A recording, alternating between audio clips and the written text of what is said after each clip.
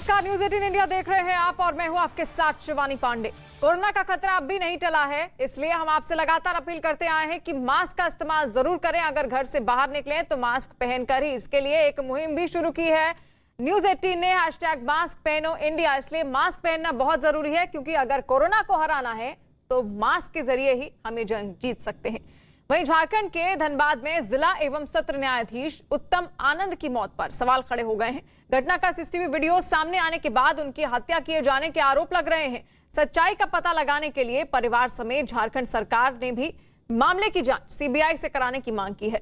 जज की मौत पर सबसे बड़ा सवाल यह है कि ये कोई सड़क हादसा है या फिर कोई सोची समझी साजिश, और इन सवालों का जवाब तलाशने के लिए मामले की जांच तेज हो गई है। पुलिस ने ऑटो ड्राइवर समेत 2 आरोपियों को गिरफ्तार किया है, जिनको 5 दिन की पुलिस रिमांड में भेज दिया गया है। सवाल इस सीसीटीवी फुटेज की वजह से उठ रहे हैं। वीडियो में दिखाई दे रहा है कि जज उत्तम आनंद सुबह की सैर पर निकले हैं। सड़क पूरी तरह खाली है। एकदम बाईं तरफ जिला एवं सत्र न्यायाधीश उत्तम आनंद जॉगिंग करते हुए जा रहे हैं। तभी पीछे से आ रहे एक ऑटो ने अचानक कट मारा और जॉगिंग कर रहे जज को जोरदार टक्कर मार दी। टक्कर मारने के बाद फिर ऑटो दाईं तरफ मुड़ते हुए तेजी से फरार हो गया है।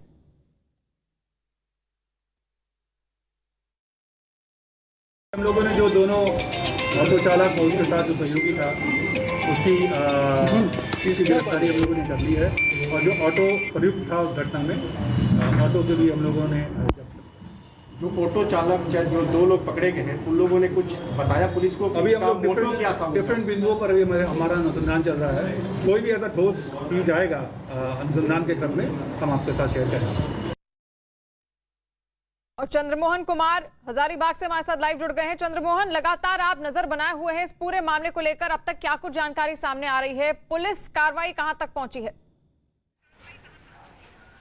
बिल्कुल, देखिए, जिन 2 लोगों को गिरफ्तार किया गया है, जिसमें एक ऑटो ड्राइवर है और एक ऑटो में सवार था युवक, उन दोनों से पूछताछ चल रही है। लेकिन अभी तक पुलिस किसी नतीजे पर नहीं पहुंच पाई है कि आखिर जो इनकी मौत हुई है वो क्या सोची समझी रणनीति के तहत हत्या की गई है या फिर महज ये दुर्घटना था।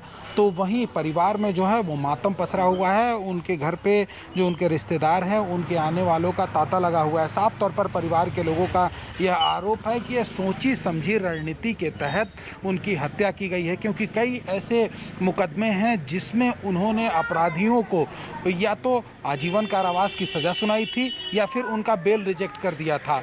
और कई बार ऐसे हुआ है जब पहले उनको जब वो केस की सुनवाई कर रहे थे तो उनको धमकी भी दिया गया था। ऐसे में परिवार के लोगों का साफ तौर पर यह मानना है कि इस पूरे मामले की जांच अगर ठीक ढंग से हो तो शायद दूध का दूध और पानी का पानी साफ हो पाएगा कि आखिर यह मौत जो है वो महज एक दुर्घटना है या फिर सोची समझी रणनीति के तहत जो उत्तम आनंद थे उनकी हत्या की गई है। अभी परिवार में आप साफ तौर पर देख सकते हैं मातम पसरा हुआ है और जो रिश्तेदार हैं, परिजन हैं, वो उनके घर पर आ रहे हैं उनके परिवार के लोगों से हालचाल पूछने के लिए। उनके पिता सदानंद प्रसाद हैं, वो वरीय अधिवक्ता हैं। उनके छोटे भाई जो हैं सुमन शंभू, वो भी वकील हैं। उनके पिता का भी साफ तौर पर यह मानना है कि कई ऐसे मामले होते हैं जिसमें बड़े अपराधियों को जब सज़ा सुनाया जाता है तो उसको लेकर उन लोगों की ओर से धमकी भी दिया जाता है। ऐसे में समझा जा सकता है कि परिवार की पीड़ा क्या है। हालांकि परिवार के लोगों का साफ तौर पर यह मानना है कि अगर इस पूरे मामले की जांच अगर ठीक ढंग से होगा तभी सच्चाई सामने आ पाएगी। हालांकि कोर्ट भी अब मॉनिटर कर रहा है। जब से यह मौत का मामला सामने आया था कि संदिग्ध रूप से मौत हुई है, उसके बाद से कोर्ट की निगरानी भी बनी हुई है और पल पल की जानकारी ये भी कहा गया है कि उनको कोर्ट को उपलब्ध कराया जाए। ऐसे में जो SIT की टीम है, वो 2 लोग जो गिरफ्तार किए गए हैं उनसे पूछताछ चल रही है। तो वहीं जो ऑटो का मालिक है उसको भी हिरासत में लेकर पूछताछ किया जा रहा है और SIT का यह दावा है कि जल्दी इस पूरे मामले का खुलासा हो जाएगा कि सच्चाई सामने आना बेहद जरूरी है, जिसके लिए जांच अब और तेज भी कर दी गई है। वहीं जज उत्तम आनंद के परिवार वालों ने पूरी घटना की CBI जांच की मांग की है। परिवार ने मुख्यमंत्री के इस्तीफे की भी मांग की है। वहीं धनबाद में जज उत्तम आनंद की मौत के विरोध में आज झारखंड स्टेट बार काउंसिल से जुड़े वकीलों ने काम के बहिष्कार का ऐलान किया है।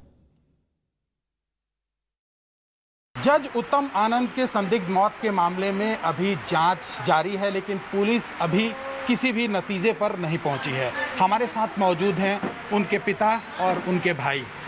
ये बताइए कि आखिर क्या वजह हो सकती है कि पीछे से एक ऑटो आता है, टक्कर मारता है, गिरते हैं और मौत हो जाती है और फिर ऑटो वाला वहाँ से लापता हो जाता है?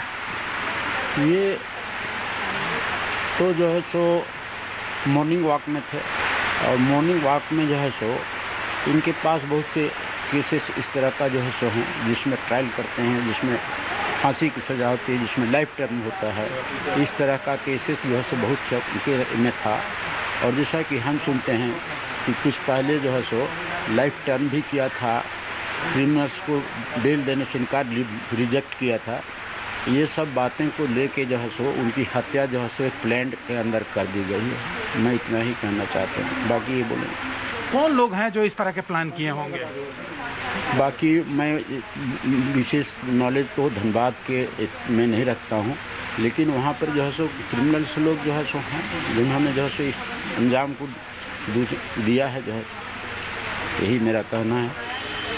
आप भी एक सीनियर वकील हैं यहाँ के, क्या किसी तरह का डर बना रहता है अगर किसी मामले में सुनवाई में इस तरह का हो जाए जिसमें अपराधी को बेल नहीं मिले, उसका बेल रिजेक्ट हो जाए, उसको फांसी की सज़ा मिल जाए, तो क्या इस तरह का डर बना रहता है? डर बना हुआ रहता है। और इस तरह का केसेस जब मैं जो है सो मेरा 51 साल का वकील है, इस तरह का जब मैं महसूस करता हूँ तो मैं उसको केसेस को लेता नहीं। उस तरह का केसेस मैं लेता हूँ जिसको मैं नॉर्मल समझता हूँ, अच्छी तरीके से जो चला, जिसको डिफेंड हम कर सकते हैं बढ़िया से और हम पर कोई खतरा नहीं हो, उस तरह का केसेस मैं आज तक ज़िंदगी में किया।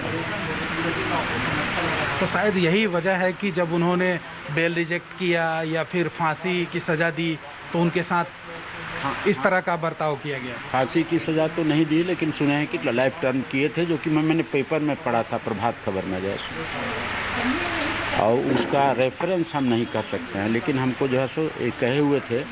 और हमारे यहाँ बार के और भी बहुत से वकील थे, उन्होंने कहा सर देखिए जो है सो उत्तम जी जो है सो ये कन्विक्शन किए हुए हैं, बस यही हम जानते हैं उस संबंध में। और बेल रिजेक्ट करने की बात जो है सो क्रिमिनल्स का बेल रिजेक्ट करने की जो बात है वो हम सुनी ही बात करते हैं, इसका हमको कोई नॉलेज नहीं है, ना कोई डॉक्यूमेंट्री हम जो है सो इस बात को सपोर्ट कर सकते हैं। आप पिता हैं, वो जज थे, वहाँ कई ऐसे केस हैं जिसकी सुनवाई कर रहे थे वो, तो आपसे बातें होती होंगी, कुछ बताए थे कि उनको डर है या किसी तरह के उनके पीछे साजिश चल रही है? इस संबंध में उनका भी जो है सो जब से जज हुए थे या जब से जो है सो मजिस्ट्रेट थे उससे बाद जज हुए थे, मैं उनके प्रोसीडिंग्स के बारे में मैं कभी पूछता भी नहीं था और वो बोलते भी नहीं थे। यही बात जो है सो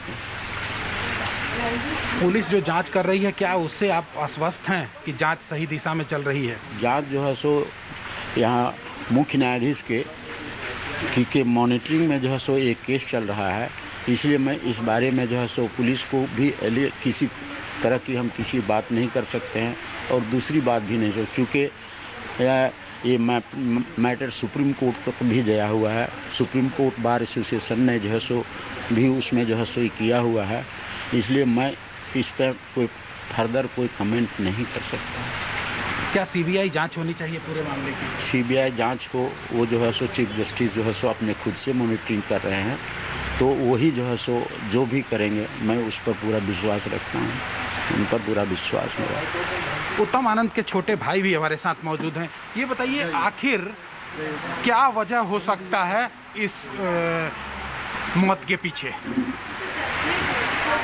देखिए, जिस जगह पर अपराध पनपती रहती है वहाँ कुछ भी हो सकती है, हमारा यही कहना है। और मोटा मोटी हम मैं तो यही कहूँगा कि थोड़ी बहुत सरकार तो इस पर चूक रही है, सरकार इस पर जो है कभी देख रेख नहीं की है। मैं इस झारखंड सरकार को बोलूँगा कि अपराध पर जो है कभी ध्यान इनका जो है सही ढंग से केंद्रित नहीं हुआ है। इसके पीछे मैं एक वजह बताऊंगा।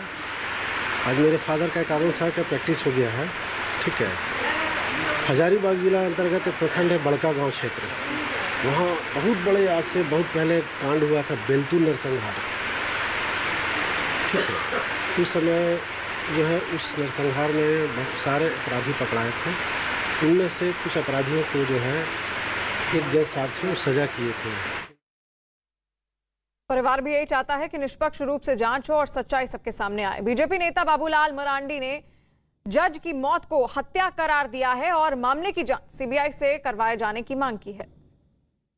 कोई भी व्यक्ति ये नहीं कह सकता है कि कोई दुर्घटना है, यानी तो बिल्कुल साफ दिखता है और कहीं पुलिस का कोई अता पता भी नहीं उन क्षेत्रों में, जबकि वो ऐसा इलाका है जहां पर पुलिस को पेट्रोलिंग करना चाहिए। इसमें तो ऐसा लगता है कि बिल्कुल पहले से कोई प्री प्लान करके इस घटना को अंजाम दिया है और इसलिए आपने देखा होगा कि हाई कोर्ट ने भी या सुप्रीम कोर्ट ने भी शायद जो बातें सामने आई, हाई कोर्ट के चीफ जस्टिस से बात की और पूरे मामले को जांच किया और हम सब लोगों ने भी कहा है कि भाई इसकी तो जांच सीबीआई से होनी चाहिए। और चंद्रमोहन लगातार हमारे साथ जुड़े हुए हैं। चंद्रमोहन, अब तक 2 आरोपी पकड़े भी गए हैं इस पूरे मसले को लेकर। ऑटो ड्राइवर का जो मालिक है ऑटो का, उससे भी बातचीत की गई है। अब तक जो सबूत हाथ लगे हैं वो किस ओर इशारा कर रहे हैं, हादसा या फिर हत्या? बिल्कुल, देखिए साफ तौर पर परिवार के लोगों का भी यह आरोप है कि यह हत्या की गई है और सुनियोजित और सोची समझी रणनीति के तहत यह हत्या की गई है। तो वहीं जिन 2 लोगों को गिरफ्तार किया गया है उनसे पूछताछ चल रही है और पुलिस को भी कहीं ना कहीं और जो एसआईटी की टीम है उसको भी यह अंदेशा है कि जिस तरह से वो सड़क के किनारे गिरे हुए मिले थे और उससे पहले जो सीसीटीवी में दिखाई दे रहा है कि एक ऑटो आता है, 2 लोग उस पर सवार रहते हैं, उनको धक्का मारकर और फिर निकल जाता है वहां से, तो कहीं ना कहीं यह पूरा मामला ही संदिग्ध नजर आ रहा है। हालांकि शुरू दौर में पुलिस यह मानती थी कि महज यह दुर्घटना है, लेकिन बाद में एफआईआर दर्ज किया गया हत्या का। ऐसे में समझा जा सकता है कि जो जांच की दिशा है वो हत्या की ओर चल रही है और ऐसे में जिन 2 लोगों को गिरफ्तार किया गया उनसे भी पूछताछ चल रही है और उसके अलावा पुराने रिकॉर्ड को भी खंगालने की कोशिश की जा रही है कि क्या उनको किसी तरह से, उत्तम आनंद को पहले भी किसी तरह की धमकी दी गई थी या फिर उससे पहले जहां वो तैनात थे धनबाद से पहले, क्या वहां भी उनको थ्रेट मिला था। तो इसकी भी जांच चल रही है और साथ ही यह भी खंगालने की कोशिश की जा रही है कि क्या जिस ऑटो से उनको टक्कर मारी गई थी उससे पहले क्या उस ऑटो पर कोई और लोग भी सवार थे जो यहाँ पर सोची समझी रणनीति के तहत पहुंचे थे, फिर वो पहले उतर गए होंगे और फिर उनको टक्कर मारने के बाद आगे जाकर फिर उस ऑटो को गिरिडीह ले जाया गया। तो कहीं ना कहीं ये सोची समझी रणनीति का नतीजा हो सकता है। पुलिस इस मामले पर भी जांच कर रही है। तो वहीं परिवार के लोगों का यह आरोप है कि यह पूरी तरीके से सुनियोजित हत्या है और अगर इसकी ठीक ढंग से जांच होती है तो दूध का दूध और पानी का पानी साफ हो जाएगा कि आखिर कौन लोग हैं इस हत्या के पीछे। बिल्कुल जी चंद्रमोहन, सबको इंतजार है कि आखिर दूध का दूध और पानी का पानी हो और सच्चाई सबके सामने आए। जज की मौत पर हजारीबाग बार काउंसिल के कार्यकारी अध्यक्ष मिथिलेश कुमार सिन्हा ने क्या कहा है, आइए आपको सुनाते हैं। ऑटो था, उस ऑटो में कुछ लोग बैठे हुए थे और उन लोगों ने भी कुछ वार किया है, असॉल्ट किया है, जिसके कारण वो गिर गए। गिर जाने के बाद हम समझते हैं 1 से 1.5 घंटा तक कोई आदमी देखने नहीं आया और उसके बाद उसको ले जाया गया हॉस्पिटल में उनकी मृत्यु हुई। मैं ये कहना चाहता हूँ कि ये बहुत सुनियोजित ढंग से ये घटना को कारित किया गया है किसी क्रिमिनल लोगों के द्वारा। सीबीआई की जांच की मांग करता हूँ। पूरे मामले पर धनबाद के प्रभारी मंत्री बन्ना गुप्ता ने क्या कहा, आइए वो भी आपको सुनाते हैं।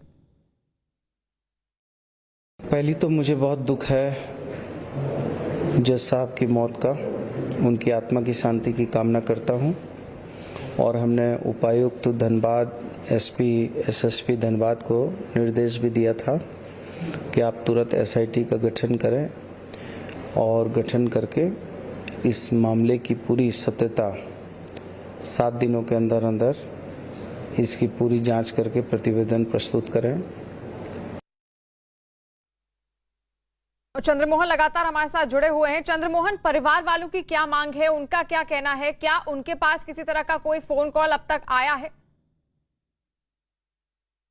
देखिए, परिवार के लोग अभी गमजदा हैं और परिवार के लोगों का साफ तौर पर यह कहना है कि अगर इस पूरे मामले की सही ढंग से जांच हो तो शायद सब कुछ साफ हो पाएगा कि आखिर यह रहस्यमय मौत के पीछे की हकीकत क्या है। तो वहीं परिवार के लोगों का यह भी कहना है कि जो पहले उनको थ्रेट दिया गया था, उस समय जो उनको सुरक्षा उपलब्ध कराई गई थी, शायद अगर उसको कंटिन्यू किया गया रहता, अगर वो सुरक्षा प्रहरी साथ में रहते तो शायद इस तरह का नौबत नहीं आता। क्योंकि कई ऐसे मामले होते हैं जो कि बड़े अगर अपराधी हैं और उनके खिलाफ अगर कोई निर्णय आता है तो वो साजिश रचते हैं, जैसा कि उनके जो पिता हैं उनका भी यह साफ तौर पर मानना है, क्योंकि वो 51 साल से लगातार प्रैक्टिस करते आ रहे हैं यहाँ पर और हजारीबाग कोर्ट में वकील भी हैं। कई सालों से उनको देखते देखते यह अनुभव हो गया है कि किस तरह के नज़ारे होते हैं जब कोई बड़ा निर्णय सामने आता है। तो ऐसे में परिवार के लोग अभी सहमे भी हुए हैं और गमज़दा भी हैं। आपको एक तस्वीर दिखाने की कोशिश करेंगे जो उनके परिवार के लोग यहाँ पर मौजूद हैं, उनके जो रिश्तेदार हैं वो यहाँ पर पहुँच रहे हैं उनसे हालचाल जानने के लिए। तो वहीं यहाँ पर सुरक्षा प्रहरी के तौर पर जो झारखंड पुलिस है वो भी, उनकी भी तैनाती है। लेकिन परिवार के लोग कहीं ना कहीं इस बात को लेकर यह साफ तौर पर अंदेशा जता रहे हैं कि यह साजिश रची गई थी और साजिश के तहत यह उत्तम आनंद की हत्या की गई है, जिसकी जांच अभी एसआईटी कर रही है। और अगर कोई नतीजा पर एसआईटी नहीं पहुंची तो परिवार के लोग साफ तौर पर यह कह रहे हैं कि सीबीआई की जांच हो, और सीबीआई की जब जांच होगी तो शायद हकीकत सामने आ पाए कि आखिर उत्तम आनंद की जो मौत हुई है वो सिर्फ एक दुर्घटना है या फिर इसके पीछे कोई बड़ी साजिश रची गई थी और ऑटो से टक्कर मारकर उनकी हत्या की गई। परिवार की ओर से भी ये मांग की जा रही है कि ठीक ढंग से, निष्पक्ष रूप से पूरी ये जांच हो और सच्चाई सबके सामने आए कि आखिर ये हत्या थी या फिर कोई हादसा, और सभी इसका इंतजार कर रहे हैं। अब बात किश्तवाड़ में बादल फटने से हुई तबाही की।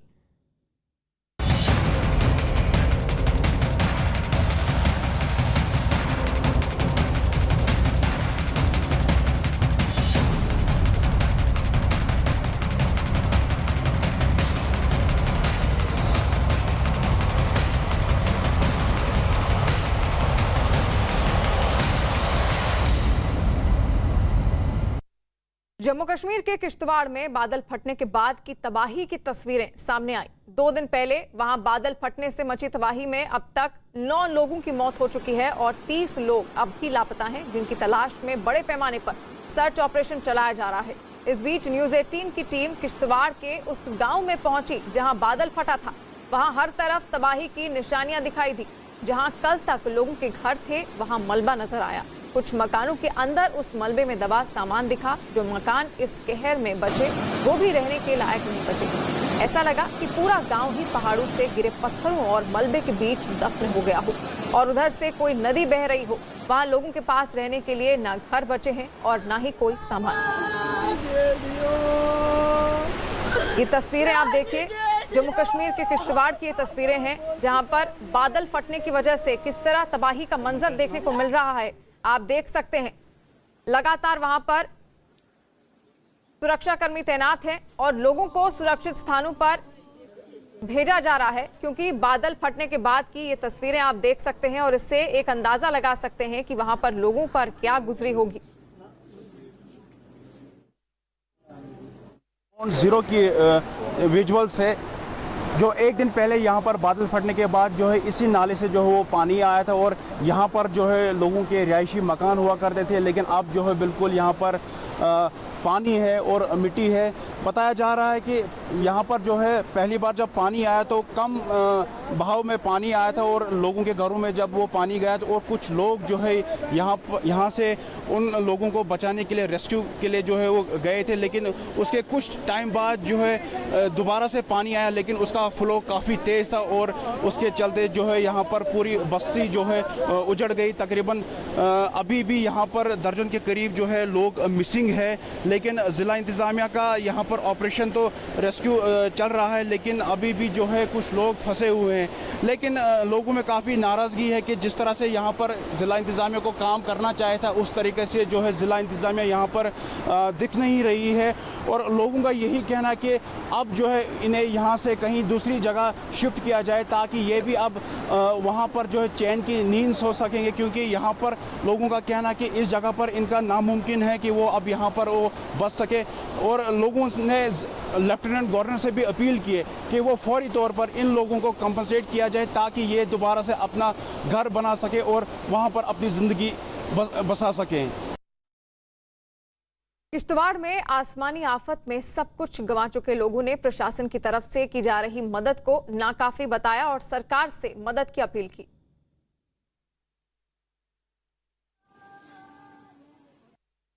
हम गवर्नमेंट से यही अपील करते हैं कि हम यहाँ बैठने के काबिल है ही नहीं। अगर गवर्नमेंट चाहेगा तो हम तो कहीं हमें ले जाए, अगर नहीं तो हम इसी नाले में बैठेंगे। जम्मू कश्मीर के किश्तवाड़ में 28 जुलाई को बादल फटने से अचानक बाढ़ आ गई थी, जिससे जमकर तबाही मची थी। आप दो तस्वीरें देख रहे हैं। एक तस्वीर 28 जुलाई को बादल फटने के बाद आई बाढ़ की है, तो दूसरी तस्वीर तबाही के बाकी निशानों की है। इन दो तस्वीरों के जरिए आप ये अंदाजा लगा सकते हैं कि वहां पर क्या हालात रहे होंगे जिस वक्त ये बादल फटा होगा। देखिए किस तरह नदी से पानी बह रहा है, नदी बहती हुई दिखाई दे रही है और जिसमें कई लोग वहीं फंसे रह गए। अब तक 9 की मौत बताई जा रही है और 30 लोग अब भी वहां लापता बताए जा रहे हैं। लगातार वहां राहत बचाव कार्य चलाया जा रहा है, लेकिन लोगों का ये कहना है कि जो मदद उन तक पहुंचाई जा रही है वो नाकाफी है। पहली तस्वीर ये देखिए किस तरह वहां पूरा घर मलबे में तब्दील हो गया है, लोगों के रहने की वहां जगह नहीं बची है। किस तरह अंदर के घर के अंदर की ये तस्वीरें आप देख रहे हैं, तहस नहस पूरी तरह हो चुका है। इस घर का ये हाल है कि वहां पर अब कोई रह नहीं सकता और ऐसे लोगों तक सरकार मदद पहुंचाने की कोशिश कर रही है। बादल फटने की वजह से ये पूरी घटना हुई, बादलों का तांडव वहां पर देखने को मिला और तबाही का ये मंजर आप इन दो तस्वीरों के जरिए उसका अंदाजा लगा सकते हैं। हिमाचल प्रदेश में लगातार हो रही बारिश की वजह से कई जगह जमीन खिसकने की घटनाएं सामने आ रही हैं। हिमाचल में सिरमौर में बड़वास में एक भारी बारिश के बाद पहाड़ का एक हिस्सा जमीन पर गिर गया। इस वजह से NH 707 बंद हो गया। हाईवे बंद होने से वहां पिछले कई घंटों से लंबा जाम लग गया, जिसमें सैकड़ों लोग फंसे रह गए। बड़वास के पास सड़क पूरी तरह से क्षतिग्रस्त हुई है, जिसकी वजह से पांवटा शिलाई नेशनल हाईवे पर दोनों तरफ गाड़ियों की लंबी कतारें दिखाई दे रही हैं। और ये फंसा रहा था कि बस भी।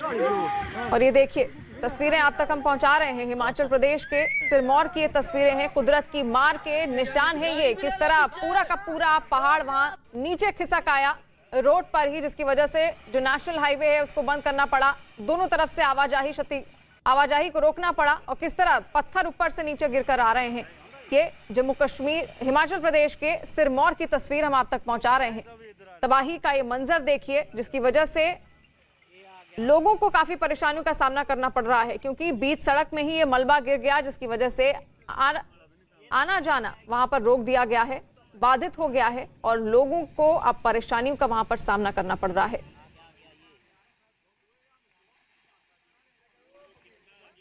खराब मौसम के बाद भी वायुसेना ने जम्मू कश्मीर में बादल फटने की घटना से प्रभावित किश्तवाड़ में 3 हेलीकॉप्टरों की मदद से बचाव और राहत सामग्री भिजवाई है। इतना ही नहीं, घायल लोगों को भी वायुसेना ने सुरक्षित जगह पर पहुंचाने का काम किया है। वायुसेना ने 2250 किलोग्राम राहत सामग्री के साथ NDRF और SDRF के 44 लोगों को किश्तवाड़ पहुंचाया। इसके साथ ही 4 मेडिकल असिस्टेंट और 2 मरीजों को भी सौंदर से किश्तवाड़ पहुंचाया गया है। जम्मू कश्मीर के कुपवाड़ा में लगातार हो रही तेज बारिश की वजह से अचानक बाढ़ आ गई। सड़कों पर बाढ़ का पानी भरने से लोगों की परेशानी बढ़ गई है। वहीं बाढ़ की वजह से एक पुल भी टूट गया और कुछ गाड़ियों को भी नुकसान पहुंचा है। कुपवाड़ा में लोगों को नदी और नालों से दूर रहने की हिदायत भी दी गई है। जम्मू कश्मीर के कुपवाड़ा की तस्वीरें हैं, किस तरह पुल टूटा और गाड़ी किस तरह वहां फंसी हुई है आप देख सकते हैं। लोगों को कहा गया है कि वो नदी वाले क्षेत्र से खासतौर पर दूरी बनाए रखें, क्योंकि वहां पर लगातार मौसम विभाग द्वारा अलर्ट जारी किया गया है और ऐसी तस्वीरें दोबारा भी देखने को मिल सकती हैं। इसलिए वहां पर लोगों को चेताया गया है कि वो नदी और नालों से खासतौर पर दूरी बनाए रखें, ताकि किसी तरह की अनहोनी ना हो। ये 2 तस्वीरें आप देख रहे हैं। अचानक आई बाढ़ की वजह से लोगों को किस तरह परेशानियों का सामना करना पड़ रहा है। पुल टूट गए हैं, कई जगह पर लैंडस्लाइड्स हो गई हैं, पहाड़ों से पत्थर नीचे आ गए हैं, जिसकी वजह से लोगों के घर भी तबाह हो गए हैं और लोगों को परेशानियों का सामना करना पड़ रहा है। हिमाचल प्रदेश के मंडी में भी लगातार हो रही बारिश ने लोगों की मुसीबत बढ़ा दी है। मंडी में भारी बारिश की वजह से एक दीवार ढहकर एक पार्किंग की छत पर गिर गई। इस हादसे में 6 से ज्यादा गाड़ियों को नुकसान पहुंचा। वहीं मंडी में हो रही भारी बारिश की वजह से जमीन खिसकने से मंडी के पास चंडीगढ़ मनाली हाईवे भी बंद हो गया है।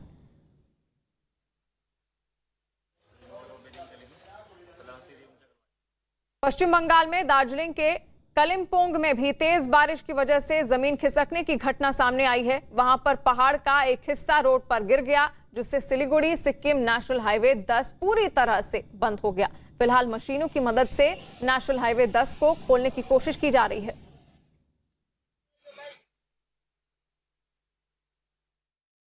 रात को बहुत बारिश हो रहा था। एक्चुअली 8:30 बजे से स्टार्ट हुआ था। तो रात तक हुआ 1 बजे। हम लोग तो 1:30 बजे उठ गए थे। यहाँ दूसरा नदी भी है छोटा वाला, वो भी हाई हो गया था। ओवरफ्लो होने के कारण से जैसे प्रोटेक्शन वॉल है वो भी डैमेज करके घर में घुस सकता है, इसलिए हम लोग रात को उठ गए थे। लेकिन ये पता नहीं था मुझे, ये सुबह ही पता चला, क्योंकि यहाँ हम लोग का पानी आता है। तो पानी बनाने आया तो ये पूरा वॉल लैंडस्लाइड हो गया था पूरा। ये कहाँ का लैंडस्लाइड हुआ है? ये मल्ली नियर द मल्ली रोड है, ये मल्ली का सामने है। और यहाँ से भी थोड़ा आगे बालू खोला, वहाँ भी थोड़ा एक डंपर भी पानी के अंदर चला गया है, वो भी पानी में ख़त्म हो गया है। और यहाँ का भी थोड़ा नुकसान हुआ है। और ये 2 तस्वीरें आप देखिए किस तरह, पहली तस्वीर बंगाल के दार्जिलिंग की है और दूसरी तस्वीर भी वही है, जिसकी वजह से नेशनल हाईवे पर कितना लंबा जाम लग गया है ये आप देख सकते हैं। लोगों का आना जाना वहां पर मुश्किल हो गया है, क्योंकि बादलों के फटने की वजह से वहां लैंडस्लाइड हुई और नेशनल हाईवे पर आकर पूरा मलबा गिर गया। ये देखिए कितनी लंबी कतारें हैं गाड़ियों की। लोगों को आने जाने में परेशानियों का सामना करना पड़ रहा है। हालांकि कोशिश की जा रही है कि जल्द से जल्द नेशनल हाईवे को वहां से खाली कराया जाए, ताकि लोग सुगमता से आना जाना एक बार फिर से शुरू कर सकें।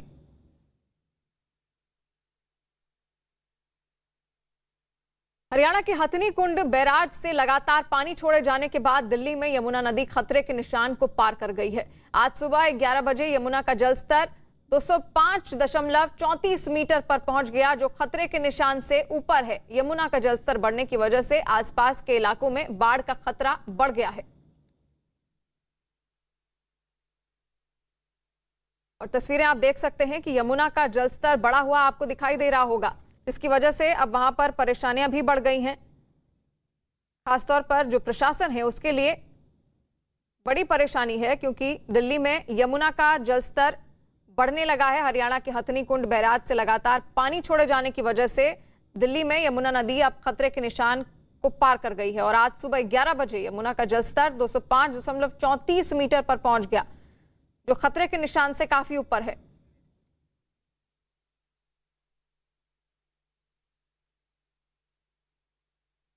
महाराष्ट्र के नासिक में गोदावरी नदी भी खतरे के निशान से ऊपर बह रही है। गोदावरी नदी में उफान की वजह से नासिक में रामकुंड के आसपास के कई मंदिर पानी में डूब गए। प्रशासन की ओर से नदी के आसपास के गांवों को अलर्ट कर दिया गया है। महाराष्ट्र के नासिक की यह तस्वीर है, जहां पर आप देख सकते हैं कि नदी का जो जलस्तर है वो काफी ऊपर आ चुका है, जो अब एक खतरे की घंटी जरूर है और लोगों को वहां पर सतर्क किया गया है। लगातार अलर्ट जारी किया जा रहा है और लोगों से कहा जा रहा है कि वो नदी के क्षेत्र से दूरी बनाए रखें। नासिक में गोदावरी की ये तस्वीर है।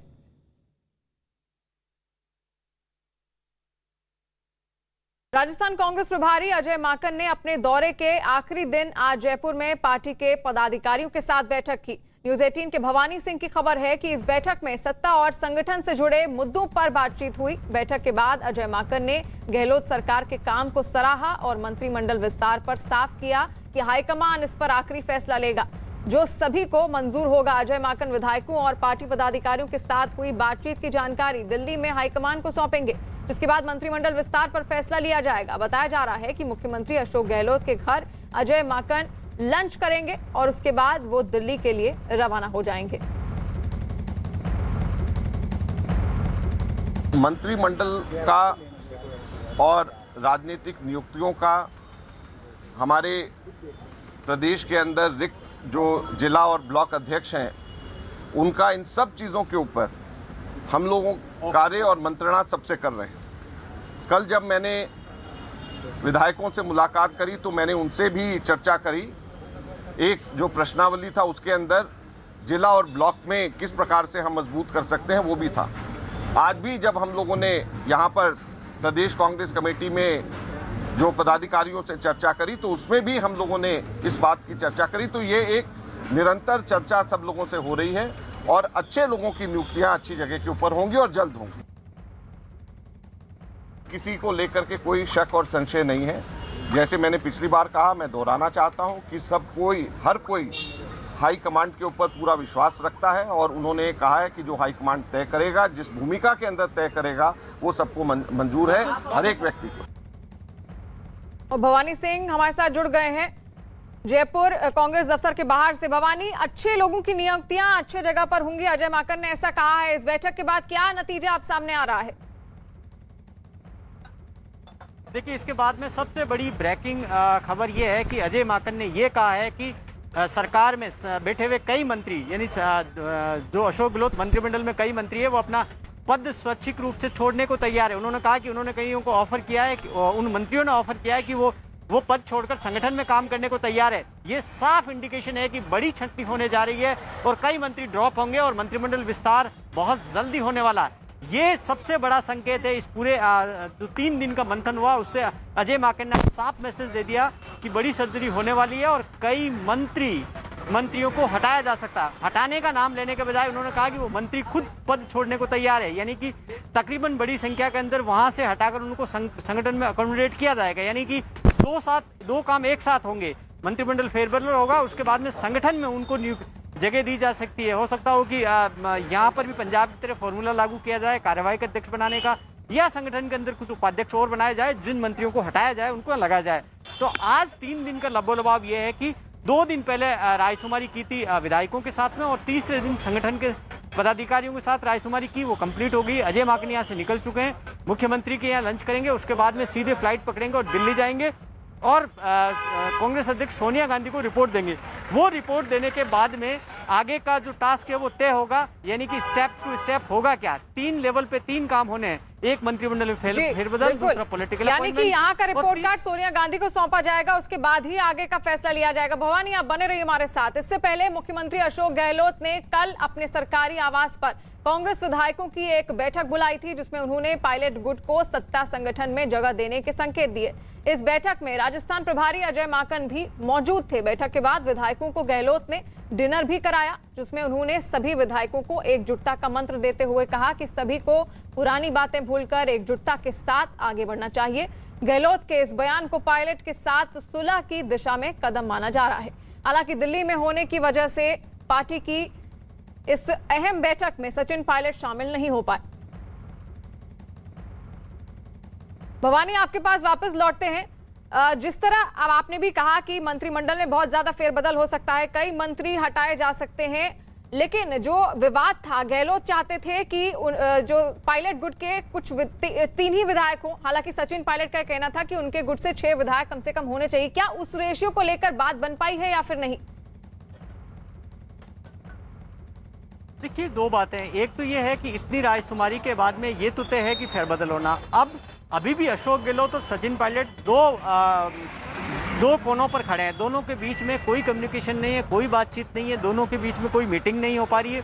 सब कुछ तय कर रहा है वो पार्टी हाईकमान, दोनों से बात कर रहा है, दोनों का फीडबैक ले रहा है। सचिन पायलट जो डिमांड कर रहे हैं 6 से 7 मंत्रियों की, तो ऐसा लग रहा है कि शायद 4 मंत्री उनके मंत्रिमंडल में हो सकते हैं, क्योंकि सचिन पायलट के पास जो विधायक हैं वो कम संख्या के अंदर है। इसलिए बड़ी बार्गेनिंग मंत्रिमंडल में कम से कम सचिन पायलट ज़्यादा नहीं कर पाएंगे। हाँ, पॉलिटिकल अपॉइंटमेंट्स जो होंगे उसके अंदर सचिन पायलट बड़ी बार्गेनिंग कर सकते हैं, उनकी संख्या ज़्यादा हो सकती है। इसी तरीके से जो जिलाध्यक्षों का अपॉइंटमेंट होगा उसमें ज़्यादा हो सकता है। तो सत्ता में भागीदारी जो सचिन पायलट की अभी बिल्कुल नहीं है उनकी नज़र में, तो अब वो एक तरह से अब फेरबदल होगा तो वो भागीदारी नजर आएगी और सचिन पायलट एक दूसरे पावर सेंटर के रूप में अपने आप को मानते हैं। तो अब जब उनकी भागीदारी मिलेगी उनके कार्यकर्ताओं को, उनके नेताओं को, उनके विधायकों को, तो वो इसी की उम्मीद कर रहे हैं, जिससे कि वो राजस्थान में ये संदेश दे सके कि कांग्रेस के अंदर वो एक पावरफुल नेता हैं। वो संदेश देने की कोशिश है और वही पार्टी हाईकमान चाहती है कि राजस्थान में सचिन पायलट की इंपॉर्टेंस बनी रहे।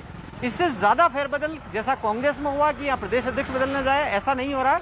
और वो क्योंकि अभी संभावना नहीं है कि प्रदेश अध्यक्ष बदला जाए, लेकिन जो प्रदेश अध्यक्ष हैं गोविंद सिंह डोटासरा, उनका एक पद जाना तय माना जा रहा है। वो शिक्षा मंत्री भी है, तो अब मंत्री पद से उनकी छुट्टी होगी, लेकिन कांग्रेस अध्यक्ष पद वो बने रह सकते हैं। इसके अलावा 2-3 सीनियर मिनिस्टर हैं जिनकी छुट्टी हो सकती है। जी बिल्कुल, यानी कि बहुत सारे फेरबदल के आसार हैं और ये विवाद थमे गया नहीं, ये भी एक बड़ा प्रश्न है।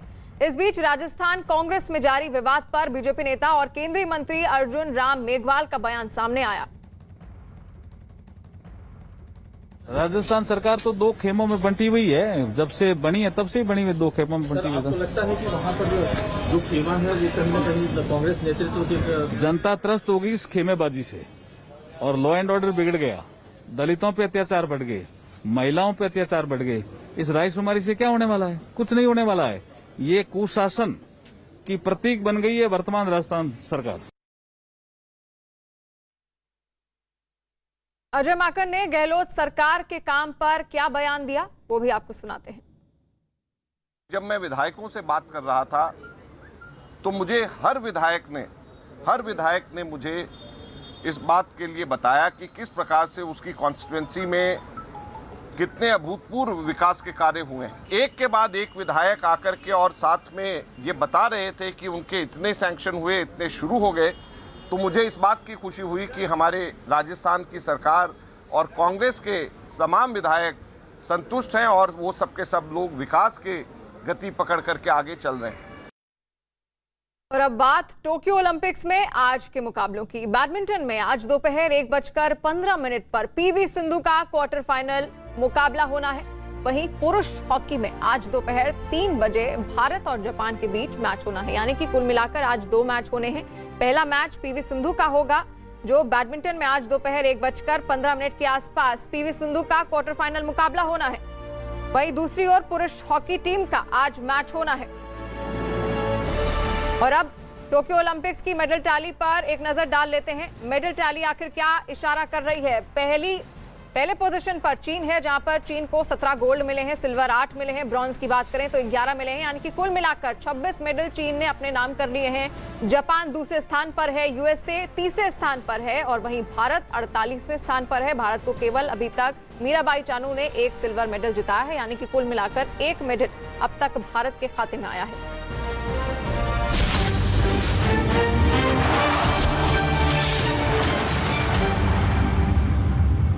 जब जब लहराएगा